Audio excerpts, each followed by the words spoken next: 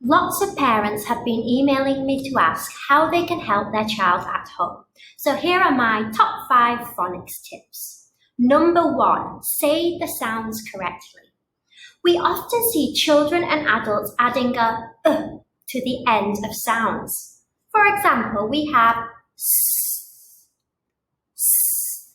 We will often hear children saying s instead of s. Another example is p. We will often hear children and adults saying p instead of p. And the final example is v. We will often hear children say v instead of v. Now, it's really important that children are pronouncing their sounds correctly because it will help them when they come to blend sounds to read words.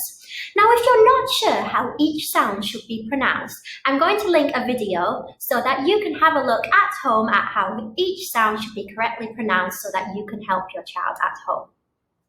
My top tip number 2 is 2 letters, 1 sound.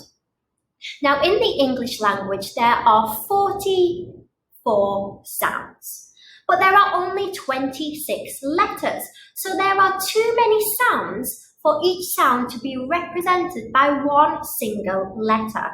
And because of this, often in English we have 2 or even 3 letters representing 1 sound, and this is where English gets a little bit tricky. For example, we have sh, 2 letters representing 1 sound. And we have ow, 2 letters representing 1 sound. Sometimes I call these special friends. And you can use this knowledge to help you when your child is struggling to spell a word. For example, if they're struggling to spell the word push, and they're not sure on the end sound, you can remind them, it's 2 letters, 1 sound. Or, do you know a special friend? And then the children might remember their special friend, shh. So, if children are struggling to spell a word and you know that the sound in the word has 2 letters, remind children about their special friends that have 2 letters making 1 sound. Top tip number 3 is my magic arm, or you will often refer to this as blending or sounding out. Now, blending, sounding out, or using your magic arm is quite simply putting sounds together to read words. For example, a, t, at, hat, hat. Children will use this technique even for more difficult words, so it's really important that they practice it. For example, sh, ow, shout. And I like to use my magic arm because children can feel the process of saying the individual sounds and blending them together.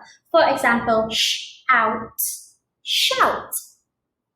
Now, I use my magic arm all the time in class. For example, I might say, Talitha, can you go and get me a pen? Or I might say, Viha, can you bring me your book? So you can use your magic arm at home as much as possible so that children can practice their blending.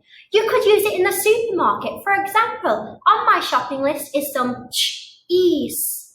Can you go and find it for me? So that children are constantly hearing sounds and practicing blending them together. My top tip number 4 is tricky words. You will often hear these referred to as tricky words, high frequency words, common words, or I often call them red words because they are on red alert. Now, English is a tricky language, so we do have tricky words. And these are words that children just cannot blend together. They do not match their phonics rules. This is a great example of one, could, old. Children are never going to be able to use their magic arm and blend out the word could. It's a tricky word. And for these tricky words, children have to just memorize these words. They have to be able to look at the word and read it as quick as a flash. So if I'm referring to red words or tricky words, you know those are the words that children have to memorize. And my top tip number 5 is one I talk about so often, reading. Parents often ask me, how can I improve my child's reading? And the answer is reading. Read every day and your child will improve. But of course, we also want to develop a love of reading. So don't just read their school book that they take home. If your child is interested in dinosaurs, read non-fiction books about dinosaurs. Read story books about dinosaurs.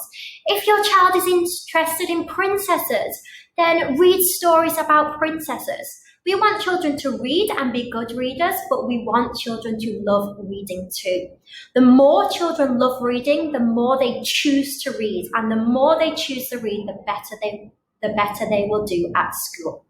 So my top tip number 5 is read, read, read.